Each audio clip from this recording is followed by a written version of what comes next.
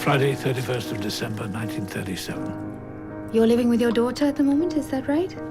Yes, in my flat. First of all, what challenge did you face when you're moving your own play from the stage to a film? I think that's exciting.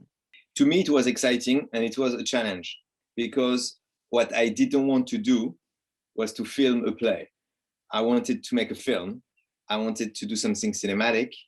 I wanted to do what the cinema can do and what only the cinema can do. So I kept the narrative of the play, which is to tell the story from the inside and to put the audience in a unique position, you know, as if they were going through a labyrinth, as if they were, in a way, as if they were in the main character's head, because I wanted the father to be not only a story, but an experience, the experience of what it could mean to lose everything, including your own bearings as a viewer.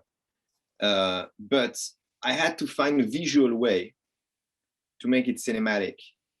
And my intuition is that I wanted to use the space.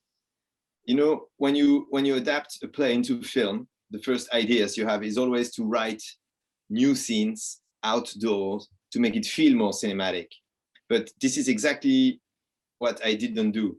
I made the decision to stay in this apartment so that that space could become like a mental space and I could use it in a cinematic way. And so I made the decision to shoot in a studio because as a filmmaker in a studio, you can do whatever you want. You know, you can remove a wall, change the proportions, the colors, the pieces of furniture very easily. And I wanted to use that to play with the feeling of disorientation. To me, the set was like a labyrinth.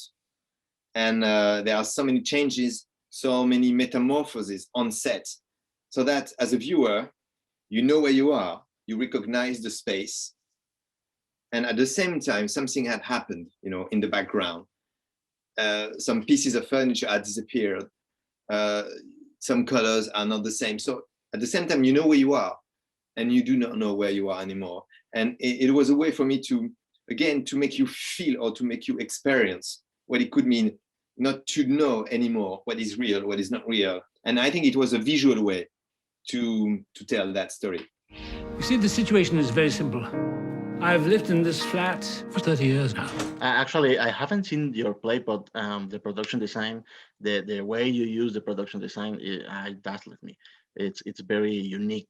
What is unique is most of the time, the design or the set production is here to provide a background for the characters. But here, yes, it was more than that. It was to tell the story with the set in a way.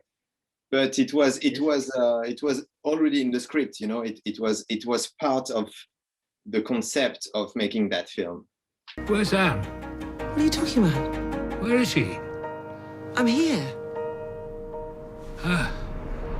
I know that the cast didn't see the play before shooting, but did you give them some kind of a specific preparation for these characters? No, we talked a lot with Anthony about, not about the character, but on the contrary, what I didn't want is to create a character and to fake an old man with the disease. What I wanted him to do is just to be himself in front of the camera, as if it was like no acting required, which is not true because he is acting all the time, but to achieve this simplicity and in a way not to be too aware of the story we wanted to tell, you know, to be almost unaware, just to be, in order to be as impactful, as truthful, and as powerful as possible, because I wanted him to connect to his own feeling of mortality.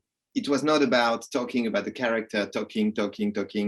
It was not about preparing in this. It was more about having a relationship with him, that he would trust me enough to go where I wanted to go with him, because I knew that it would be sometime painful to go there, to achieve those emotions. And so the preparation was, it was just like a human preparation, like creating a relationship. And this is how we prepared the film. Who exactly am I?